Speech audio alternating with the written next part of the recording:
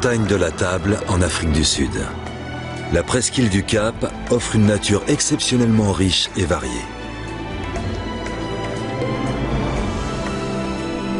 Mais les babouins ne sont plus que 500 à vivre sur le massif.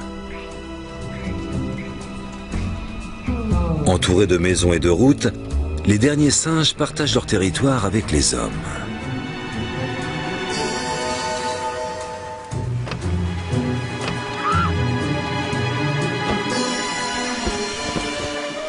Attraction ou fléau?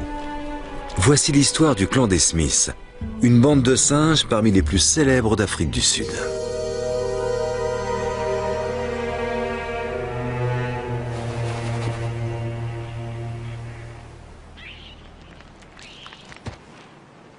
Le clan des Smiths, c'est une des 17 familles de babouins qui habitent la montagne de la Table.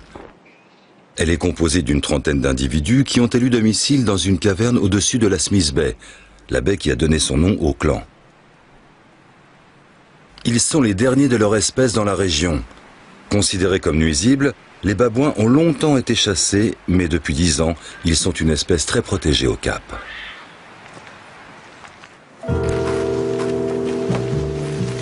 Un peu plus loin, Mark Duffel se réveille. Cet ancien ingénieur vit ici depuis 6 ans avec sa femme, dans une cabane faite de briques et de brocs.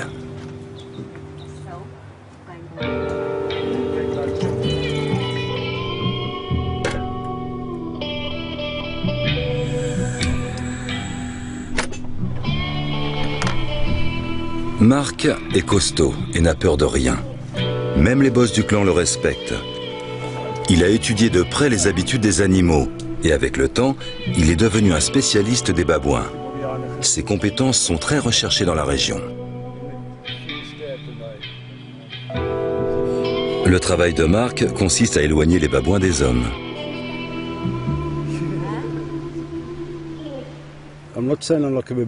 Je ne dirais pas que je murmure à l'oreille des babouins, mais je leur parle. Et je suis capable d'interpréter leurs regards et leurs gestes.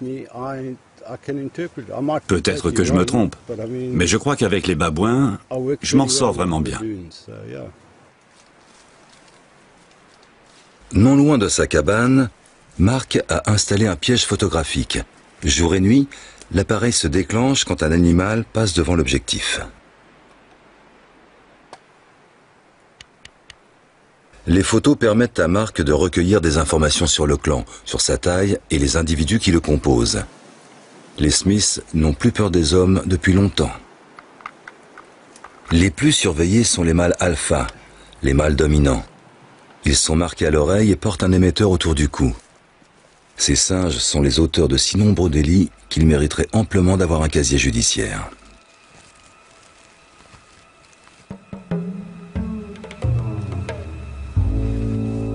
Voici Jimmy.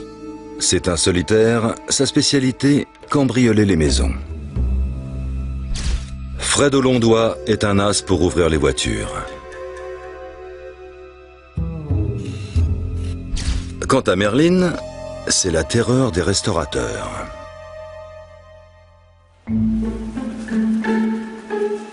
Pas question de laisser de tels gaillards sans surveillance.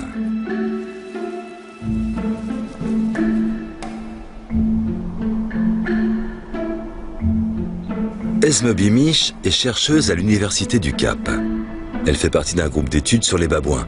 Grâce à son récepteur, elle peut localiser les singes.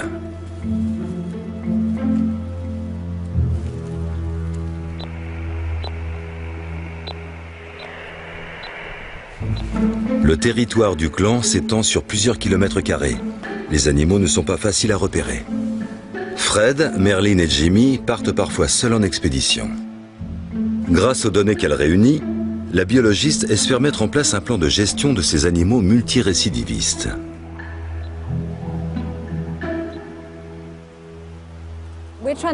Nous essayons de comprendre où vivent les babouins, quelle est la taille de leur territoire, quelles sont les causes de mortalité des animaux, sont-ils renversés par des voitures ou abattus?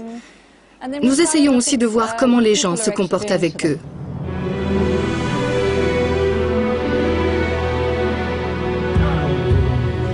Le clan des Smith est composé d'une famille élargie. Comme toujours chez les babouins, mâles et femelles vivent ensemble avec leur descendance.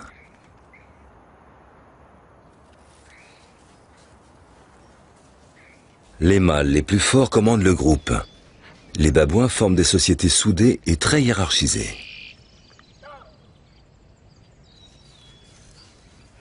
Le clan appartient à l'espèce des babouins chacma, les plus grands des babouins. Ils pèsent jusqu'à 30 kg et quand ils se dressent sur leurs pattes arrière, peuvent mesurer jusqu'à 1,50 m. Leur pelage est dense, le visage effilé et pointu des mâles rappelle le museau d'un chien. Les babouins sont littéralement rattrapés par la civilisation. La presqu'île du Cap compte 3 millions d'habitants.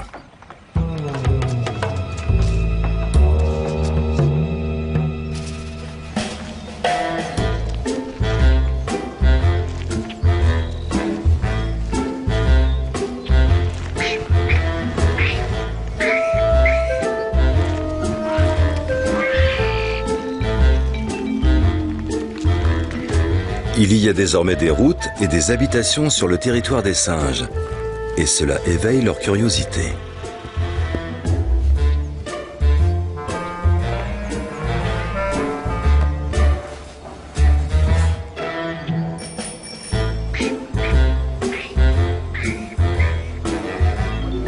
Comme les babouins sont protégés, ils n'ont rien à craindre des hommes.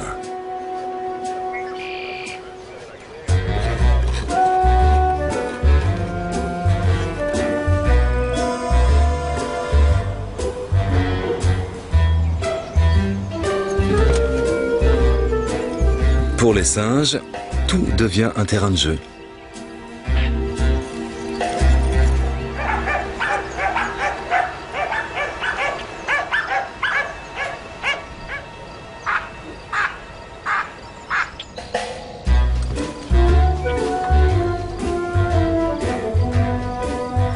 La curiosité et l'audace sont récompensées. Les singes trouvent toujours quelque chose à se mettre sous la dent. Jimmy est prêt à tout pour un bon repas. Il n'a pas peur de s'approcher très près des humains. Trop même au goût de certains.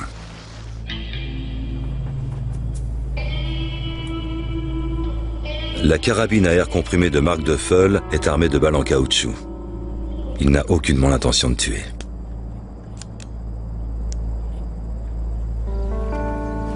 Pour pouvoir contrôler les babouins, il faut agir comme le ferait un singe, en punissant le coupable. Pas de doute, pour le clan des Smith, l'homme à la carabine est un mâle alpha.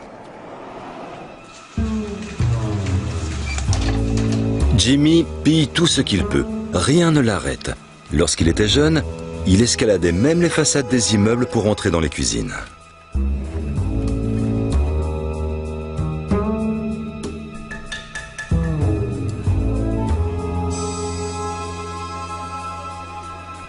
Ses anciens compagnons de l'époque l'ont bien regardé faire et continuent aujourd'hui encore à visiter les appartements.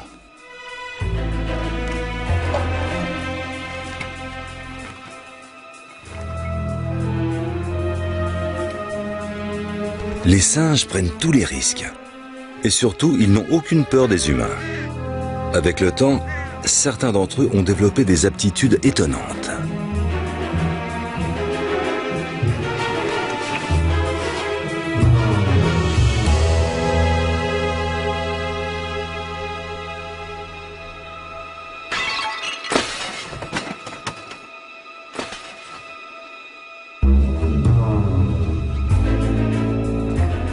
Rien ne les arrête et leur adresse est toujours récompensée.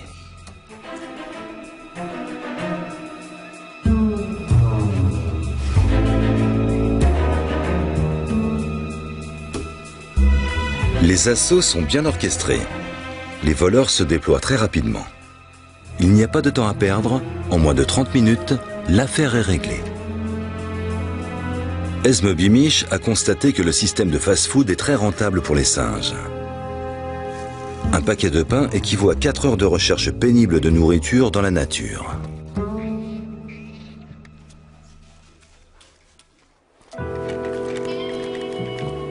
Son arme cachée dans un sac, Mark Duffel rejoint son lieu de travail, un restaurant situé entre la côte et la montagne, en plein territoire du clan des Smiths.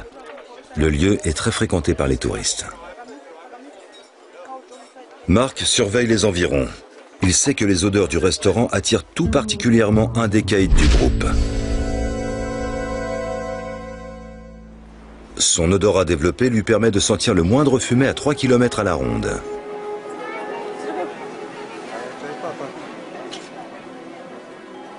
Mark est sur ses gardes.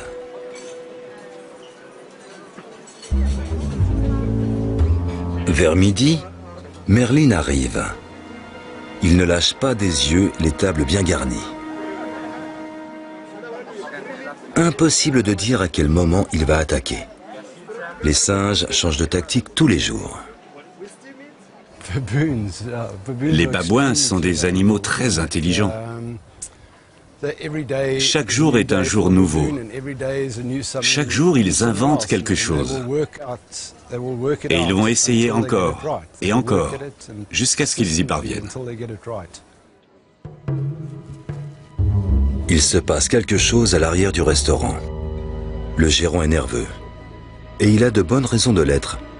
Merlin n'est pas loin.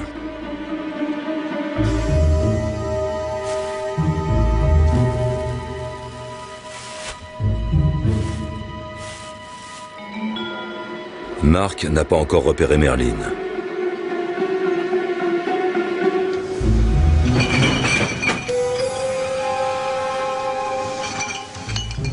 Le singe peut tranquillement fouiller les poubelles.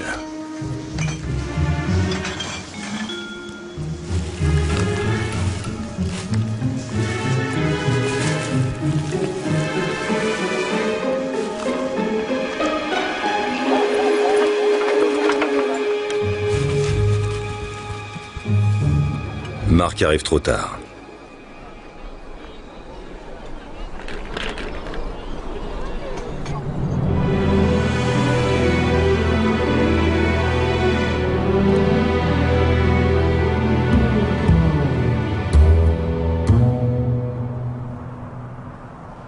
La végétation autour du massif est unique en son genre. C'est le Fine Boss, un maquis d'une incroyable diversité qui réunit plusieurs milliers de plantes endémiques. Le Fine Boss ne se trouve qu'ici, dans la région du Cap, et les babouins y ont un rôle majeur, car ce sont eux qui, au cours de leur pérégrination, sèment involontairement les graines de fleurs et de plantes qui s'accrochent à leur pelage. Les petits trous qu'ils creusent dans la terre sont tout aussi indispensables à la biodiversité du Cap. Les graines charriées par le vent viennent s'y agglutiner et donneront plus tard naissance à de nouvelles plantes. Les singes ont à leur menu plus d'une centaine d'herbes et de feuilles. Sans compter les coléoptères et les vers, les babouins sont omnivores. Rechercher des graines, des racines et des baies est long et fastidieux. C'est pourquoi les singes sont tentés d'aller se nourrir chez les hommes. Et le clan des Smiths sait où aller.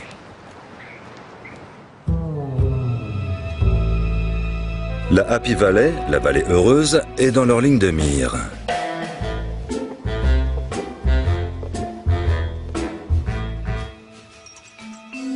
Ils y sont attendus. Ils sont là. Ils sont là. Venez. La harde sauvage est une source de distraction bienvenue pour les pensionnaires de ce foyer pour sans-abri.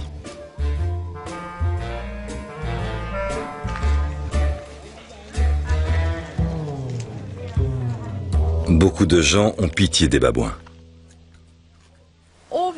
Tous ces babouins ont faim. C'est ça le problème. Et puis ils se reproduisent très vite. C'est la nature. Il faut que quelqu'un fasse quelque chose. La biologiste Esme Beamish sait que ce genre de comportement est en partie à l'origine des problèmes que causent les babouins. Les gens attirent les singes avec des fruits et du pain. Il est donc logique que les babouins reviennent.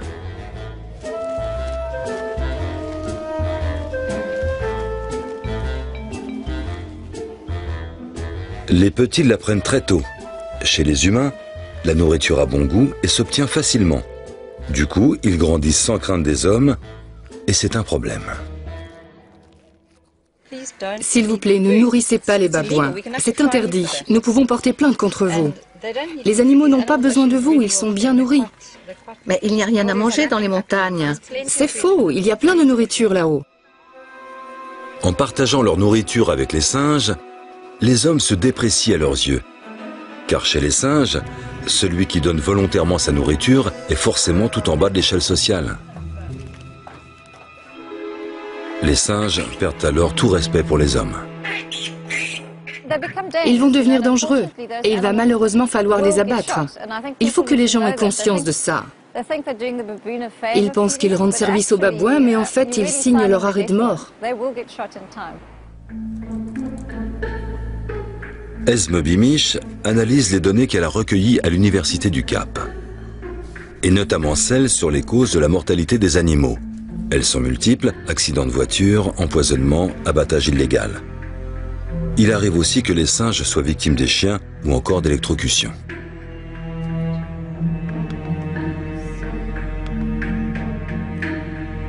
Les singes sont parfois victimes des hommes. Mais d'un autre côté, la population de singes se développe au contact des humains. Et les fast-foods n'y sont pas pour rien. Finalement, on recense des victimes dans les deux camps. Car ceux qui refusent de partager leur pitance avec les singes le payent parfois très cher. Les incisives des babouins sont plus longues que celles des lions. De plus en plus de voix s'élèvent pour demander aux autorités d'intervenir contre ce que beaucoup considèrent comme un fléau. Huey Hutchinson est une victime du clan des Smiths. D'après lui, les singes sont devenus de plus en plus culottés. Et cela vaut particulièrement pour Jimmy, qui s'est déjà introduit à plusieurs reprises chez lui. Pour moi, tout va bien quand ils chassent des scorpions et des lézards sur les hauteurs. Mais là où je ne suis pas content, c'est quand ils rentrent ici et qu'ils réclament du bacon, et si possible grillé. Le long de la côte, les maisons restent souvent grandes ouvertes. Huey, lui aussi, ferme rarement les portes et les fenêtres de son bungalow. Les singes y voient là une invitation.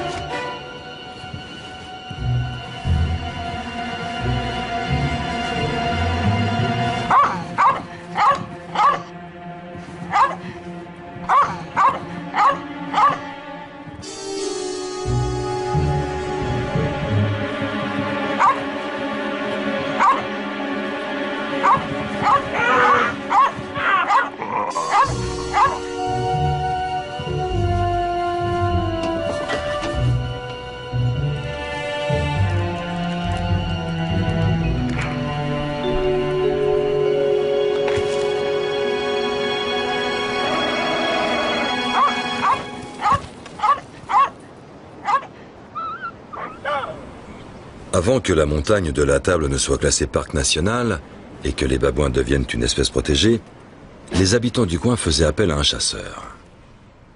Il abattait un babouin par an. Mais il le faisait devant tout le clan, avec un fusil bien bruyant. La balle coûtait 20 cents.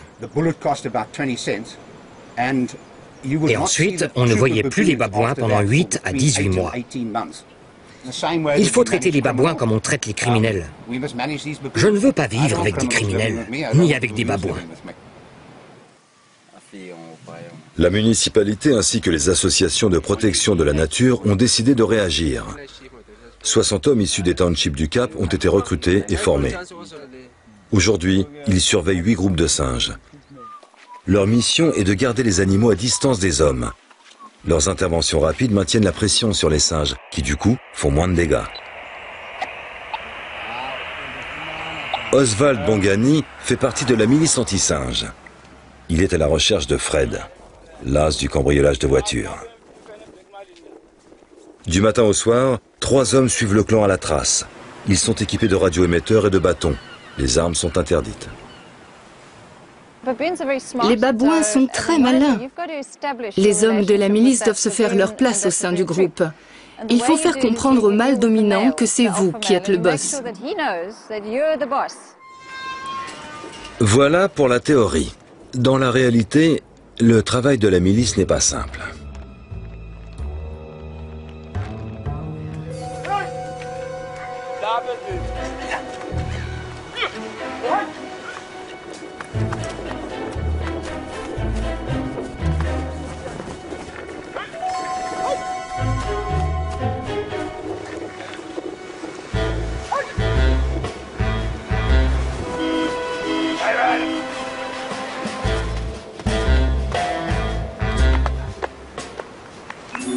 Cette fois, ça a marché. À la longue, la milice est parvenue à faire baisser de 80% les dommages causés par les singes dans les maisons. Depuis, le clan des Smith rôde davantage dans les rues et s'approche en fait de plus en plus du restaurant où Mark Duffel monte la garde. Mark et les hommes de la milice coordonnent leur travail. Mark a un mauvais pressentiment.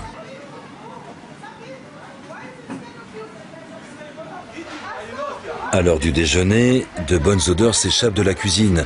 Et comme il fait chaud, les cuisiniers ouvrent les fenêtres. Où est le point faible?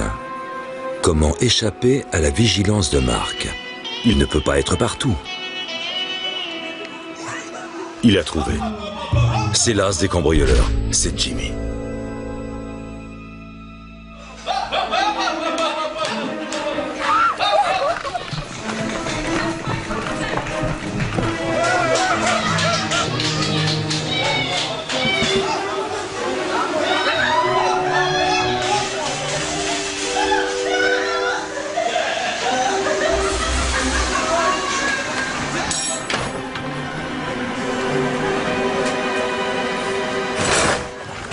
Manqué.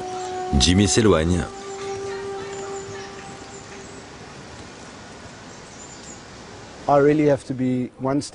Il faut que je sois plus rapide si je veux les atteindre. Si je suis à plus de 15 mètres, ils voient la balle et ils se baissent. Pour une sucrerie, Jimmy est prêt à braver tous les dangers. Il y est accro depuis tout petit, car des humains l'ont nourri avec du pain et du sucre.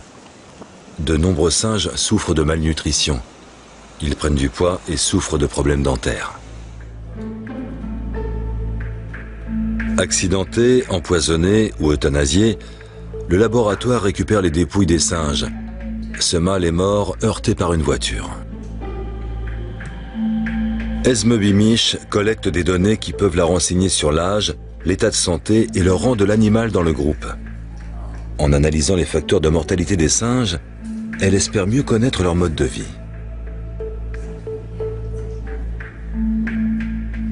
Les poils contiennent l'ADN des individus.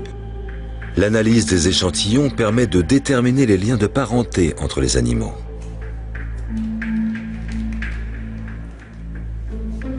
Les corps sont conservés dans des chambres froides pour des analyses ultérieures.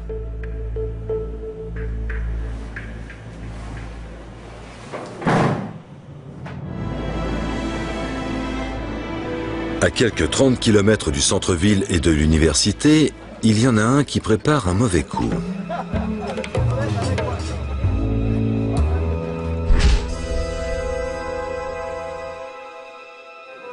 Merlin a faim, mais la milice anti-singe est à pied d'œuvre autour du restaurant.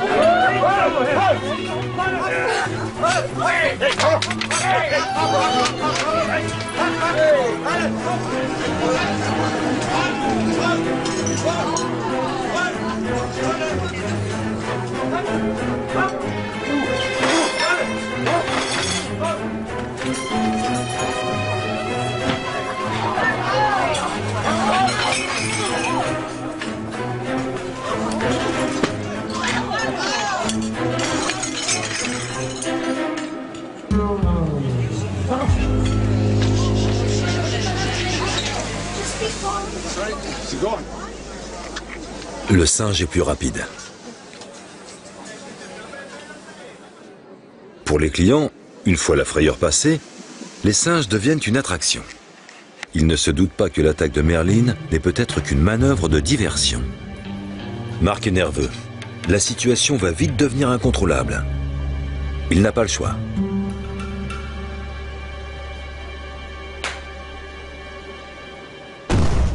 Le coup de semonce est efficace. Pour plus de sécurité, il tire une seconde fois.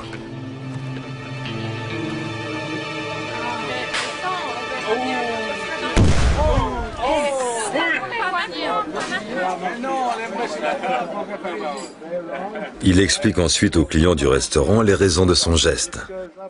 Certains ne sont pas rassurés. Un homme armé dans un restaurant, ce n'est pas banal.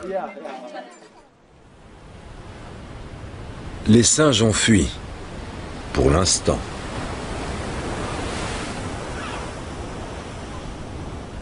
Merlin emmène sa bande sur la côte.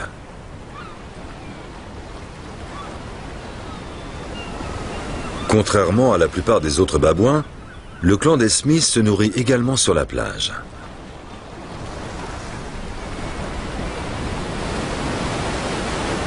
Une nourriture riche en protéines que les singes ne trouvent pas en montagne. Ils ont appris à ouvrir des coquillages. Ils détachent les patelles des rochers et en aspirent la chair.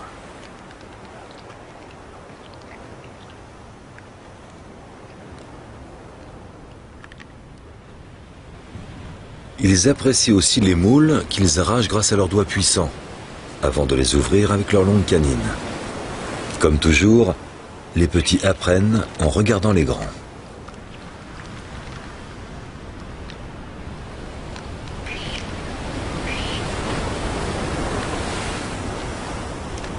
Merlin n'a visiblement rien contre un plat qui n'est pas servi sur assiette.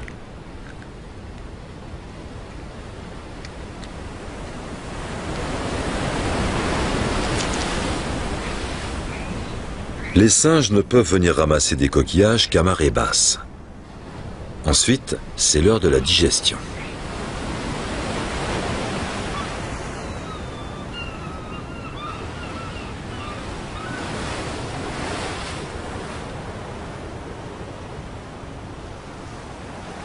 Les singes font une bonne heure de pause avant de repartir.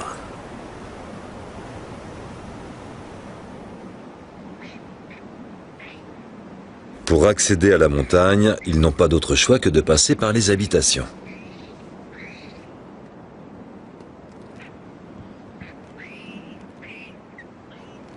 Pendant que les petits jouent, les caïds préparent un mauvais coup.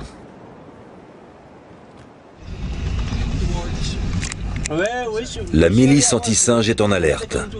Le clan a rejoint une route touristique qui relie la ville du Cap au Cap de Bonne-Espérance.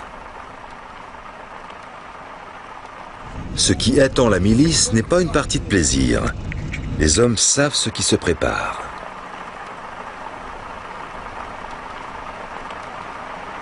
Chez les babouins, l'opération est parfaitement planifiée.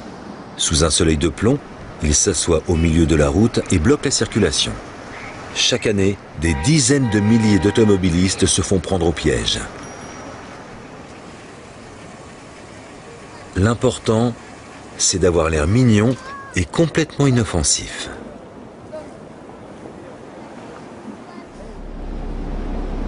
Beaucoup de gens descendent du bus ou quittent leur véhicule pour prendre les singes en photo. Les chefs et leurs sous-fifres prennent la pause. Tout est fait pour capter l'attention des humains. Et ça marche.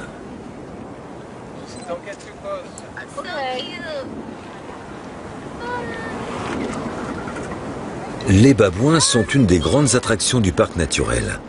De nombreux visiteurs viennent spécialement pour les voir.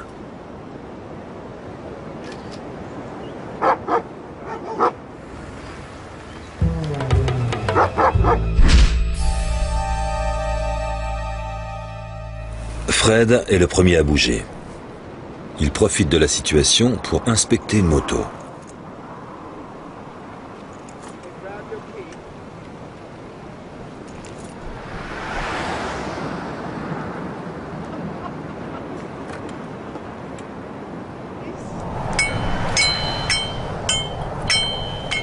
De son côté, Mark réagit aussi. Les hommes de la milice l'ont prévenu du stratagème mis en place par le clan à 1 kilomètre de là. Il installe tant bien que mal des panneaux de prévention.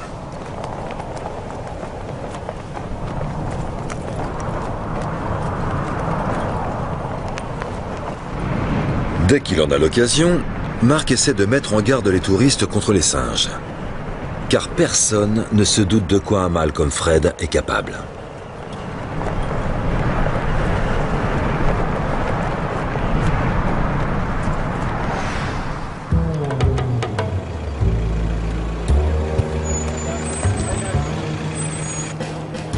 Fred, de son côté, essaie de repérer les automobilistes imprudents ou négligents.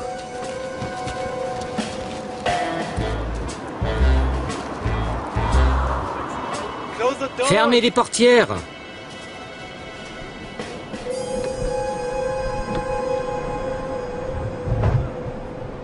Pas de chance. Beaucoup d'automobilistes ont suivi les conseils de la milice et ont fermé leur véhicule. Oswald Bongani et ses collègues ont fort à faire. Parfois, ils ne comprennent pas l'anglais. Ils parlent le russe ou une autre langue. Je leur dis d'aller fermer la porte de leur voiture, mais ils vont chercher une veste. Ils ne comprennent pas. Ils trouvent cela amusant. C'est difficile de gérer les touristes. Fred sait tirer profit de ces problèmes de compréhension.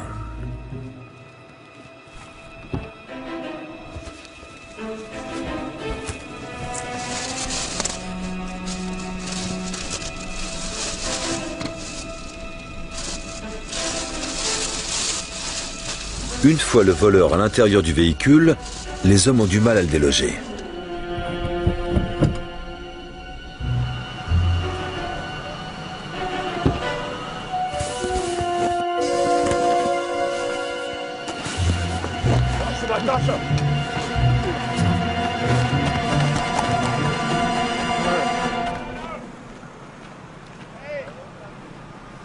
Dans les sous-bois, Fred fait l'inventaire de ce qu'il a chapardé.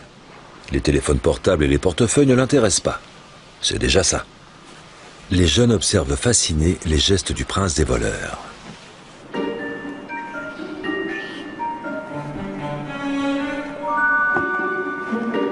Dans le clan, les adultes transmettent leurs connaissances aux plus jeunes qui vont à leur tour les développer. Ces jeunes seront bientôt eux aussi des as du cambriolage. Ce n'est qu'une question de temps. Ils sont à la recherche de sacs et d'un moyen d'entrer dans la voiture.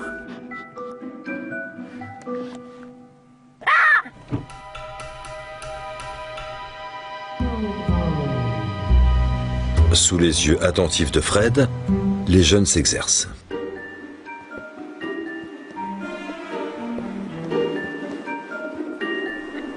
Ils sont encore un peu maladroits. C'est d'ailleurs ce qui rassure les scientifiques. Si les mesures que nous prenons s'avèrent efficaces, alors on pourra empêcher les petits d'acquérir de mauvaises habitudes. On ne pourra pas changer le comportement des plus âgés. Mais on espère rendre les vols si difficiles que cela deviendra dissuasif pour les petits. C'est notre objectif. Mais pour l'instant, Fred reste l'as des as.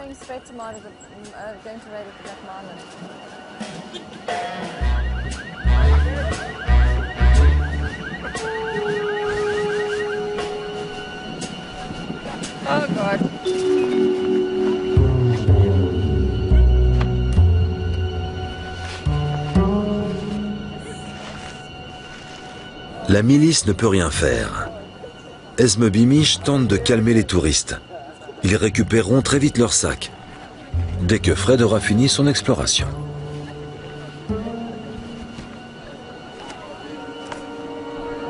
Mais pour l'instant, mieux vaut ne pas intervenir. Cela pourrait devenir dangereux. Fred n'est pas content. Il n'y a pratiquement rien à manger dans ce sac. Mais même s'il ne semble plus s'y intéresser, il le considère comme sien. Mieux vaut ne pas y toucher.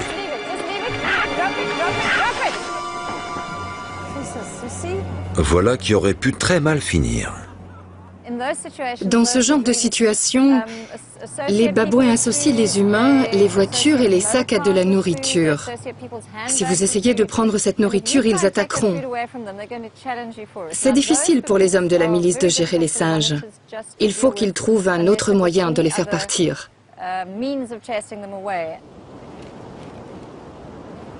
Même les petits n'ont pas beaucoup de respect pour la milice.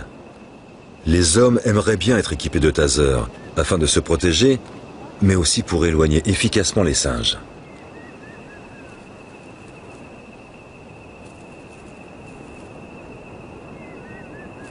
Une fleur de protée, un des emblèmes de l'Afrique du Sud.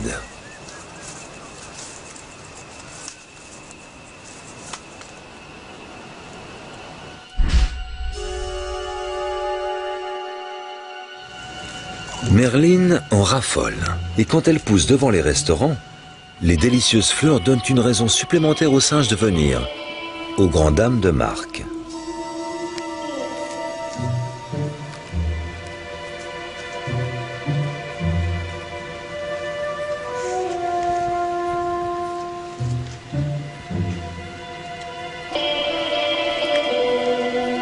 Merlin respecte Marc, ou plutôt son fusil. Il préfère s'éloigner. Marc sait qu'il doit sécuriser davantage le restaurant s'il veut avoir le dessus sur les singes.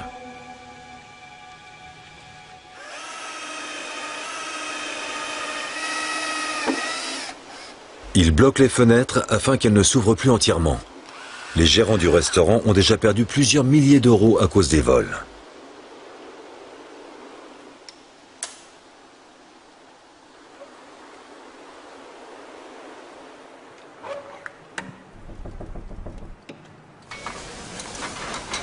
Pour la cuisine aussi, Marc a trouvé une solution.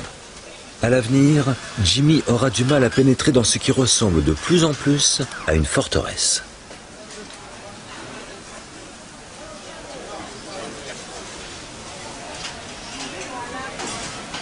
Les mesures dissuasives mises en place font l'objet de contrôles. Esme Beamish ainsi qu'une employée de la ville sont venus voir les nouveaux aménagements. Marc leur montre le fonctionnement de la nouvelle poignée de porte. Tu tournes le bouton et tu tires. Si tu pousses, elle ne s'ouvrira pas. Avant, elle s'ouvrait vers l'intérieur, mais j'ai changé le mécanisme.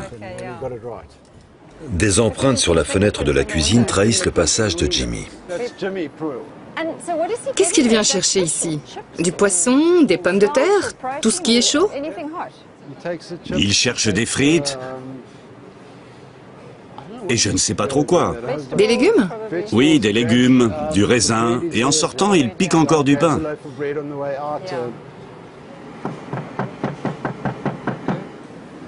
Merlin fait souvent ça. Il s'assoit et toque à la porte. Incroyable. Et la porte s'ouvre. La preuve. J'ai remonté la poignée dans l'autre sens. Désormais, il faut la tourner comme ça et tirer. Les babouins ont du mal à intégrer le nouveau mécanisme. C'est une petite victoire sur les singes, mais le problème demeure.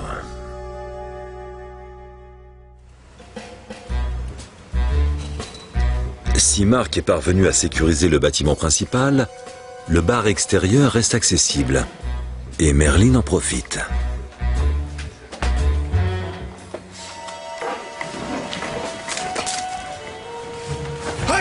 Un client tente de se défendre.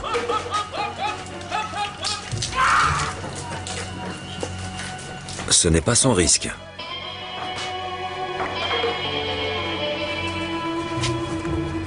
Merlin n'a de respect pour personne, excepté pour Mark et son fusil.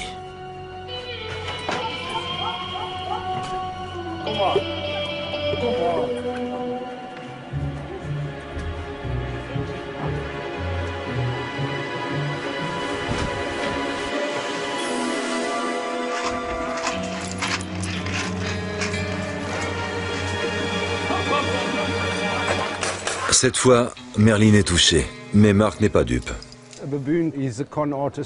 Les babouins sont des maîtres dans la manipulation. Ils me font croire que c'est moi qui domine la situation, mais ils savent très bien ce qui se passe. Je pense qu'ils sont dans leur coin à discuter de leurs exploits d'aujourd'hui et à planifier ceux de demain. Merlin et Fred ramènent la troupe dans la montagne. Grâce à Mark, les attaques de babouins ont diminué. Les singes ont appris à leurs dépens qu'il peut être dangereux de s'attaquer aux hommes.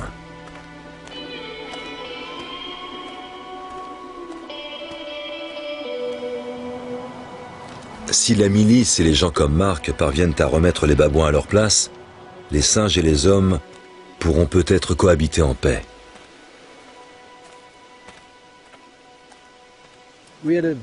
Nous faisons bon ménage.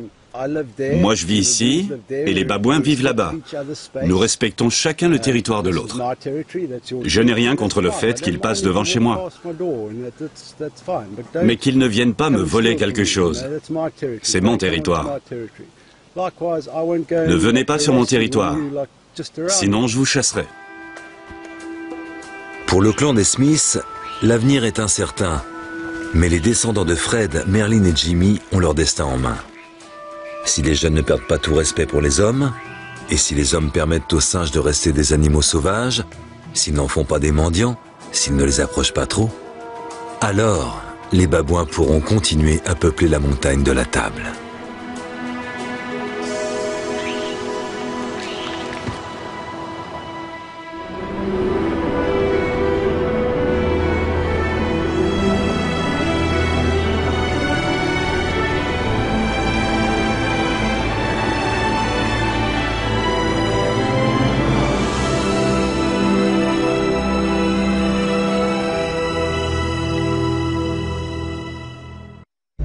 Vous souhaitez revoir ce documentaire ou le faire connaître à vos proches?